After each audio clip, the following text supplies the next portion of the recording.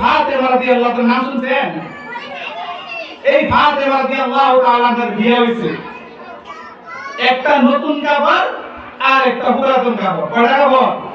একটা নতুন আর একটা পুরাতন। বাসর ঘর হয়েছে। পর সকালবেলা একজন বিবস্ত্রহীন একজন গরিব অসহায় আশা বলার পর কইতেছে, ফাতেমা আমার জামা কাপড় নাই, কিছু আমাকে দান করো।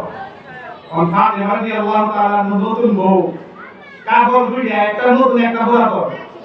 তখন কি করতেছে? একটা কাপড় নিয়ে যেতেছে। একটা কাপড় কি?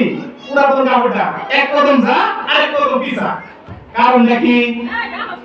আল্লাহ কইলাম তানালুল বিররা হাত্তা তুনফিকু মিম্মা তুহিব্বুন। তোমরা কখনোই পূর্ণ কাজে হইতে পারবে না যতক্ষণ পর্যন্ত তোমরা প্রিয় জিনিস না দান করবা। এই বিবাহের নতুন কাপড়টাই আল্লাহর রাস্তায় আল্লাহর জন্য সদকা করে দিয়েছেন। বলেন না সুবহানাল্লাহ। দেখছেন হযরত ফাতেমা রাদিয়াল্লাহু বিবাহের একটা নতুন কাপড় সেটাও কি দিয়েছেন? আল্লাহর রাস্তায় সদকা করে দিয়েছেন। বলেন সুবহানাল্লাহ।